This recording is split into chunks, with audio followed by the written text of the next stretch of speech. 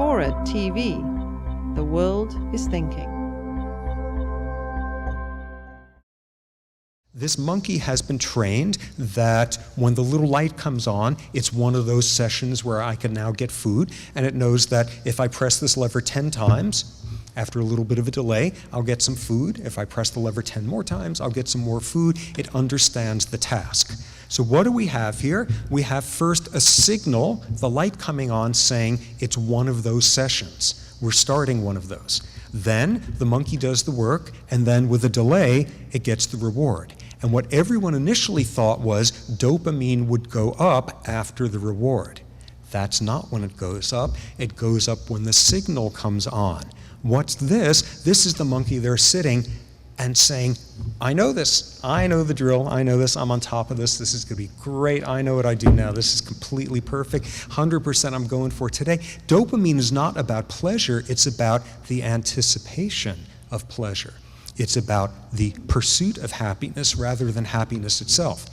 And what's most remarkable is experimentally, if you block that rise of dopamine from occurring, you don't get the work, you don't get the behavior. This is not only the anticipation, but this is what is capable of eliciting goal-directed behavior. Amazing elaboration on this, which now begins to tell us something real familiar. Okay, so in this study, elaboration, rather than this design, you press the lever the right number of times, you get reward. Do the work, you get a reward 100% of the time, that's how it works. Now instead shift to where you get the reward only 50% of the time. You do the work, and only about half the time you get the reward. So what happens to dopamine levels there? This is what they do. They go through the roof. Because what have you just done? You've introduced the word maybe into the equation. And maybe is addictive like nothing else out there. Because the light comes on and you're doing the, I know how this works, this is gonna be great, but I screwed up last time because I didn't get the food, but this time I'm feeling good today, but I'm a total screw up though, and I'm inadequate in junior high school and it was terrible, and but maybe this time this is my lucky day, and just vacillating all over the place. What we see here is dopamine comes pouring out like mad. It's the uncertainty of the reward. And here's the really elegant thing they did in that study. Now, instead of a 50% reward rate, either a 25% or 75%. These are diametrically opposite states. Worse news, better news, the only thing they have in common is you've decreased the level of unpredictability, and the rise in dopamine winds up being halfway between the 50% and the 100.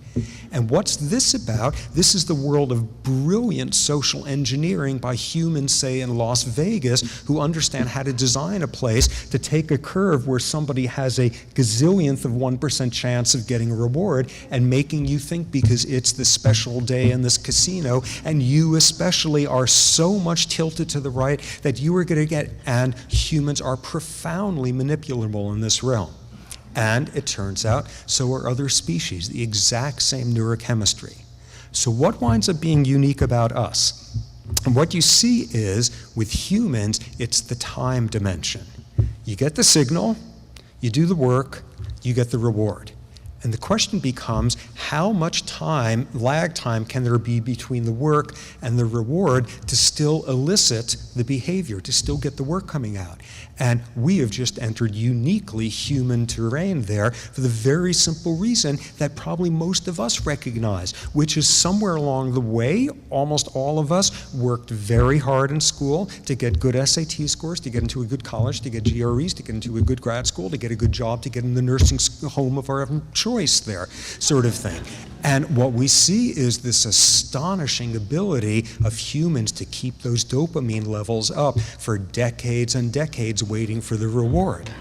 And in the most bizarre, unique realm of this in humans, sometimes we could maintain it with a belief system where the reward doesn't come in our lifetime. The reward comes after our death. The reward comes in our afterlife. The reward comes unto the next generations, and there's no monkey out there who's willing to lever press all the time because of what St. Peter's going to think somewhere down the line. So that is unique about us.